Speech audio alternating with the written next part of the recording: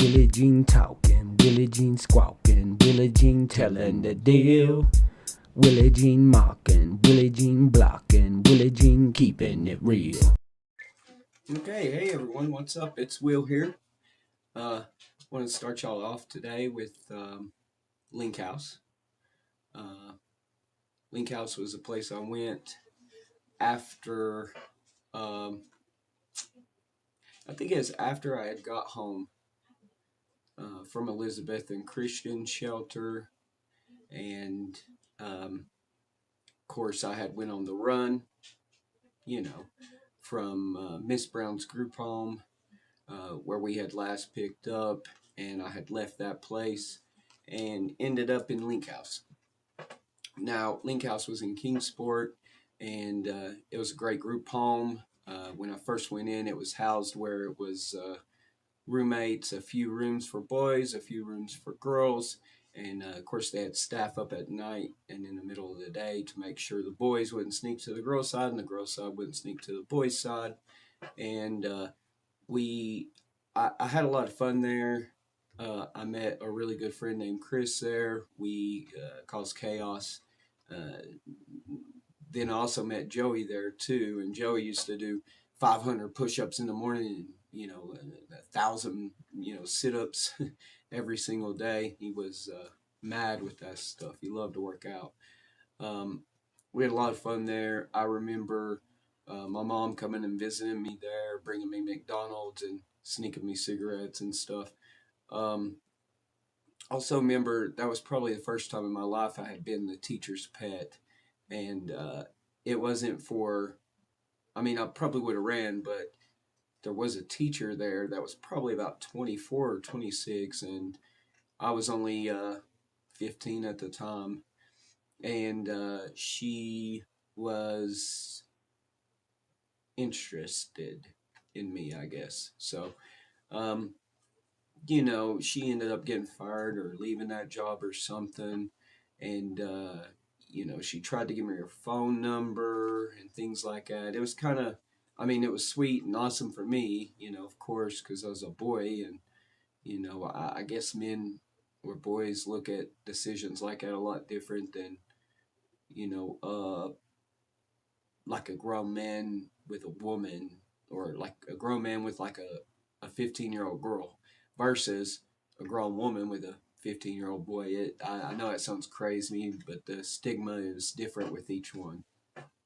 Um, you know, uh, I went through a lot at that place. They made you cook and clean after yourself, make your bed every morning, same routine things, see a therapist, talk to counselors, try to acclimate uh, towards your like towards your goals, and try to get each individual's behaviors under control so that they can basically work a behavioral program and try to get you back into society, and not getting in trouble, not getting in fights, not causing problems, and doing good at school. There wasn't really much about Link House, but from Link House went to John Tarleton. Now, I did say something about Pistol Whip, but that was TPS, not John Tarleton. Now, John Tarleton was a huge group home. It's in Knoxville, and by this time, that's the reason they had sent me to Knoxville, was because I kept running and running and running from group homes. Uh, I'm filling in a lot of non-gaps by not telling you what I did while I was on the run and for how long I was on the run each time, and that's because genuinely I don't remember. I mean, I remember sleeping in woods. I remember, sleeping in, buildings and dumpsters and, in any kind of area I could get into that would be comfortable for, that night and until the morning. Um, but it was a different kind of place in Knoxville. Uh, I don't know how to say this without feeling like I'm being racist in a sense, but I'm not. Um, I'm from Tennessee, so born in Georgia, from Tennessee, and uh, the ratios are a little different than they are here where I'm at in Utah now. In Utah, I rarely, I don't know, it's almost like a 10% thing. Of course, I do see a lot more Hispanic people here versus back in Tennessee. In Tennessee, we might have, you know, a few Hispanic people, and it's crazy. They would be either at like laundromats or places like that. And that's just where I come from, how it is. But back home, it's especially in Knoxville, it's majority black. So when I went into group homes like Mountain View, or like for this instance, John Tarleton, it was probably about 80% black, and then maybe 20% or 15% white, and then the rest Hispanic and Chinese and Indian and other nationalities, obviously. But I remember that in perspectives, uh, you know, at John Tarleton, I was 16, and they were trying to teach us how to become adults. What they did there is you went, they would help you, set up a small, living area like a room, of course, with a roommate, and a little living area and minor supervision, and you had to you had a kitchen, you had to cook your own meals, you had to clean up after yourself, do your laundry, take out your trash, look for a job, hold down, maintain a job, live under them guidance and rules, not get in trouble, and you can go home within 5, 6 months, 4 months, who knows. um, I had issues there, but at first, I remember a friend of mine, Micah, who was a white dude, but he was trying to put cornrows in his hair. So I remember us, I did hair a lot for people. Not saying that I can do hair, but I can braid and cornrow, and I can uh, make somebody's hair dreadlocks if I have beeswax and comb the back brush and stuff like that. I'm not hella good at hair, but I can do it if I had to, or I could make somebody have cornrows if they wanted them. Uh, but I do remember, working them back and forth, taking the comb and pushing them, working them back and forth, working them, and eventually it worked out for him. But I remember we ran this one time with me, him, and I can't remember who the other person was, and we got up and we ran. What we'd do is we'd leave at night like that. We'd run off and we'd fuck off all night, and then we'd come back real early in the morning at like 6 or 5. And by then we were just getting up, so nobody had noticed that we were gone all night, messing around and stuff. And I remember we tried to go into this parking garage to get into some cars so we could get stuff out of cars. And Michael wanted to steal a car, which I wasn't. I never was big on that, but we got near cars, and then somebody at the parking garage calls the cops, and the cops show up, and of course, arrest us, take us to Knox County Detention Center, which is the second detention center. Also was at Elizabethan Shelter, which was a detention center just like Johnson City Detention Center and Knox County Detention Center. Um, I went back, and we had to stay about 3 days. And when I went back, I ended up getting into it with this stupid dude. You know, there was these two roommates, and they both worked at Taco Bell. And one of them was like really thin, and the other one was like way, way overweight. So they they hung out. They were best friends, and they come home one night. We were sitting down smoking and things like that, and they tell us, you know, I want to tell you what we did tonight at work, and nobody even knows that we did it, and this and that. And they start telling me this story about how they used the bathroom in the meat and then served it to people.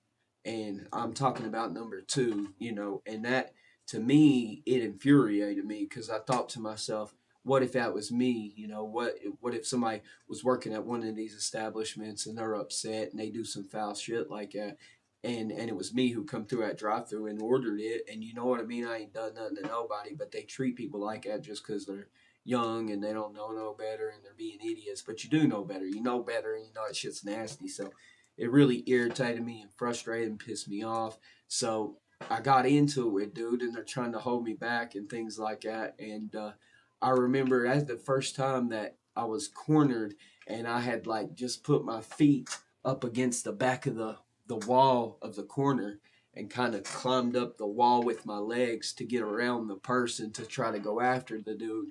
And there was like 8 people there. You couldn't really, I mean, you could try to hit him, but you couldn't get too far, you know, trying to get at him. So it pissed me off, and I blew up and, acted outrageous. I'll let you know firsthand that I don't handle my emotions very well. I get mad, compulsive. I blow up all at once over, could be nothing. And I don't know why. Sometimes it just happens. So, um, I blew up then. So, of course, I grab all my stuff. Not all my stuff. Never all my stuff. Maybe, a bag of clothes. That's what you get. A bag of clothes. Maybe, I did have a. It's funny because I remember at John Tarleton, for some odd reason, having this, this stuffed animal, but that wasn't true. That stuffed animal, I think, was actually before them, but you know what? I could have been with Heather by then, so I'm not surprised, but I would assume I wasn't. Only because I know that when I left John Tarleton, I know where I went, and I ended up getting somebody pregnant right at that time when I left John Tarleton, when I was on the run. So, which if my daughter does see this, Brianna, I love you, and hopefully some of these stories explain a lot, and maybe it's easiest way, and maybe you can learn more about the things I've went through and stuff to understand where I'm at today. Uh, anyways, I love you. Uh, so I got my things together and enough clothes to fit whatever I could in the bag, and I left out the window, went to the freeway, and Knoxville is an hour and a half from Greenville, where I was going. Of course, 16, a bag of clothes, and no money, no nothing. And I started hitchhiking, and a guy stopped on the freeway, and it was the most uncomfortable ride I had had. I was appreciative of the fact that he stopped and he picked me up and he drove me all the way to Greenville and dropped me off. He did say it was on his way, so I guess it wasn't causing him too much of inconvenience. But for me, I appreciated that. But the whole time, he kind of slightly made very slight advances, in a sense. And it made me feel uncomfortable the whole way. And I'm happy that he wasn't like a killer or somebody who was trying to force somebody to do something. Because, I mean, we're talking about a grown man. I don't know if he would have succeeded, obviously, but when you're a 15-year-old boy, 16-year-old boy, and you got a grown man beside you, you got to hope that he ain't got no weapons or nothing like that, because you could put yourself in a dangerous situation, which I did a lot. And, things didn't come of it for me, but I do have a story about things coming like that to other people. And there'll be a story in the future about Amber. And Amber was an ex girlfriend of mine uh, in 2015 and in 2016. And she got involved with the wrong people and the wrong things, and stuff happened. So, anyways, I'll tell you that story in the future. Uh, I do remember going to Chris's after that when I ran, and Chris and Victoria were having a party, and that's when I met Jessica, and I was only with Jessica then,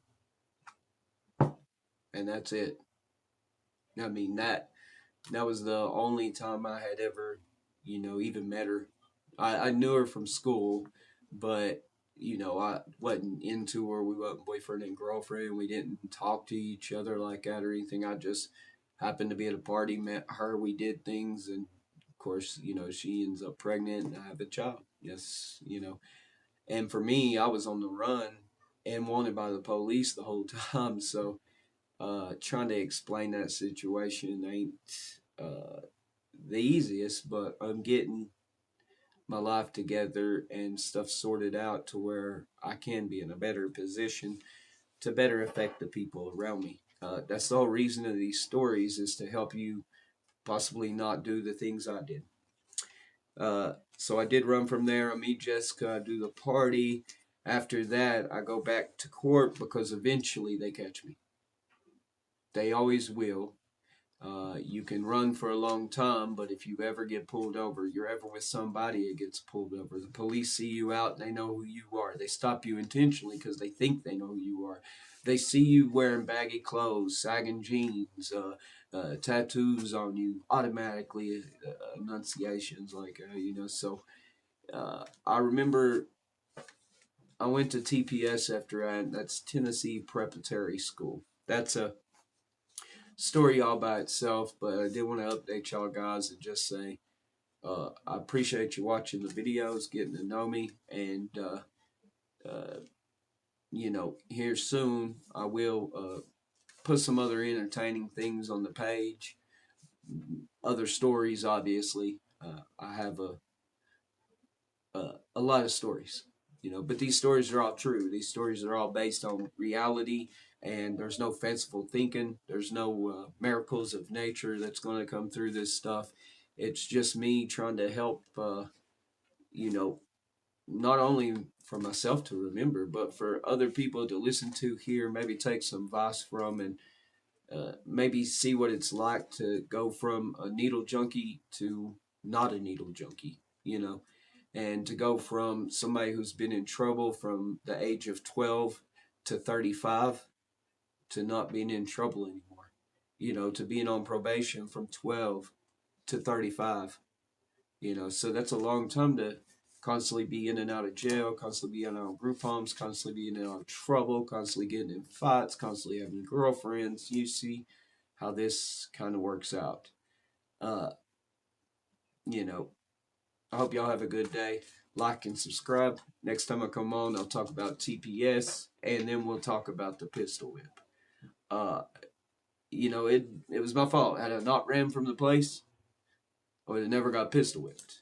I did run from the place once too, where I had went back for some guy's girlfriend so I could show her where he was, and end up getting him out, but end up getting lost and taking a cab and not having money to pay for the cab. And yeah, it's a good story. The TPS story is a little bit more in depth. The Mountain View story will be more in depth. They're a lot closer to my best, so it's a lot more I remember about them. Thank y'all guys for watching again. Like, subscribe. Have a good night. Don't forget that subscribing is free.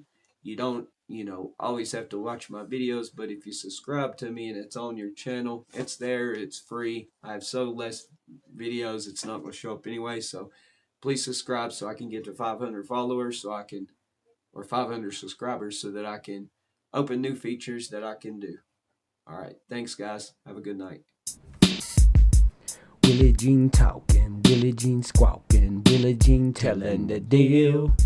WillieGene mocking, WillieGene blocking, WillieGene keeping it real.